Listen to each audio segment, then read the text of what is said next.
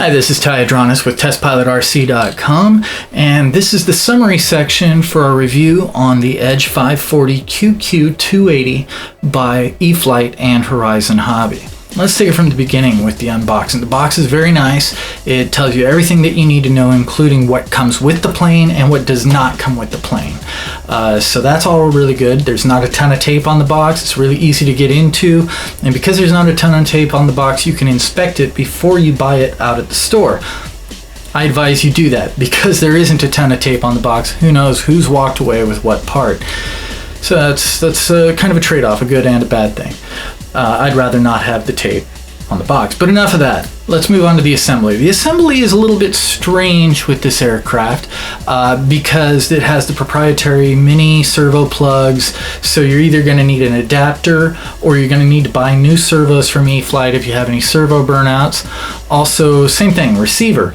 If you want to use your own receiver, then you're going to have to go out and get adapters or all new servos to plug in to that receiver because it's not standardized plugs.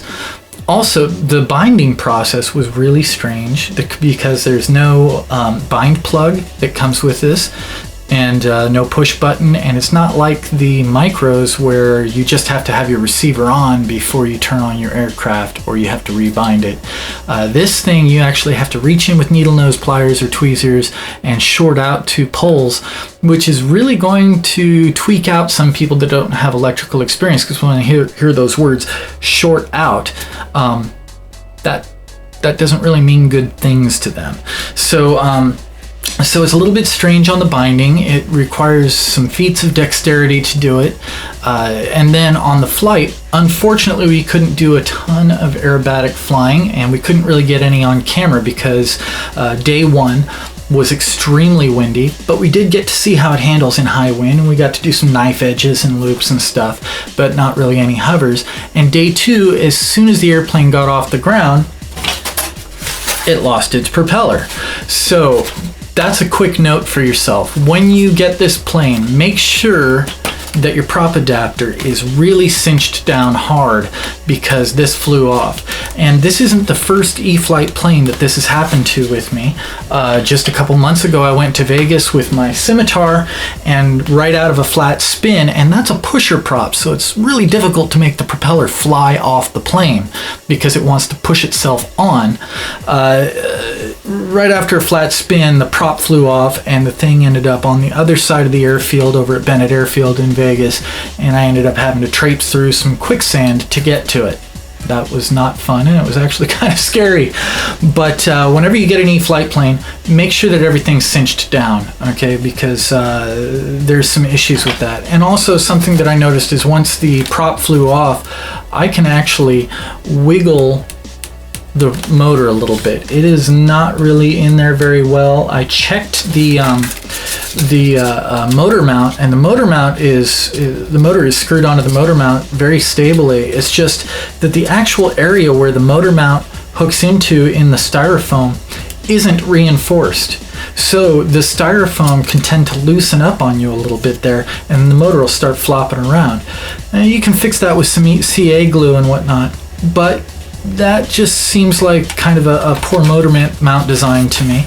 The aerobat or the aeronautical engineering and the aerodynamics of the aircraft itself are really sound, really great. I mean, the thing performs amazingly for its size.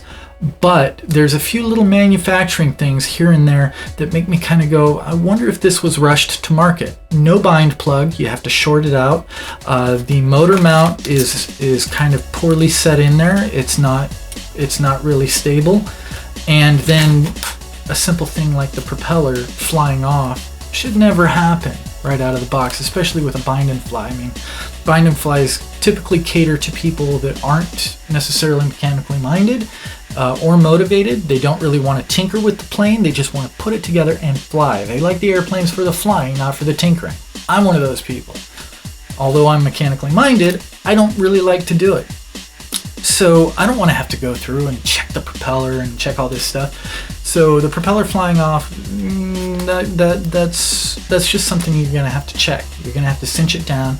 And since this has now happened with two E-Flite planes of mine, I'm going to be checking that propeller on every plane from now on, which can be kind of a pain in the butt, especially with this guy, because it has a spinner on it. So either pull off the spinner, then cinch it down, then put on the spinner again. And since I've got a Yak 54 in the queue to do, if you want to see how to do that, check out the Yak 54 review when it's up, and you'll see how to do that. Anyway, all in all, I think I'm going to have to give this plane 4 out of 5 stars because it's a great plane. It handles amazingly. Few little manufacturing things here and there. Totally not on you, Kike Samzini. You always design great stuff, this thing included. I mean, check out the test flight. Those winds were crazy. I wouldn't want to fly my Scimitar in it. I wouldn't want to fly the Striker I used to have in it. But those things I would fly in any wind. Wouldn't want to fly any of my planes in it, Radian, nothing of that. None of those. And I flew this thing in it, and it actually handled it. The landing was a little bit rough, but that's kind of to be expected in that kind of wind. But it flies really pretty well, pretty easily. I think that if I were to add anything onto it, I might add an Eagle Tree stabilizer. Which if I end up doing an Eagle Tree stabilizer review, this is the plane I'll probably put it in. Other than that, really solid plane. It flies really similar to the Yak 54. I mean, as I was flying, I was kind of saying to my friends that, hey, this thing reminds me of a mini Yak 54 because it's got so much power. Yak 54 has a 2-to-1 thrust to weight ratio, and this thing has an amazing amount of power for its weight. When I put the FPV system in it for videotaping, on board, as you see in the flight, that was a Fat Shark system, which I'll be reviewing in a little while. It actually seemed to fly better with it, with that little bit of extra weight. So if you're going to fly this thing in windy environments, I suggest you put a little bit of ballast in it. It still has no problems with power. You can still climb. It still has more thrust than weight, so it's still 3D.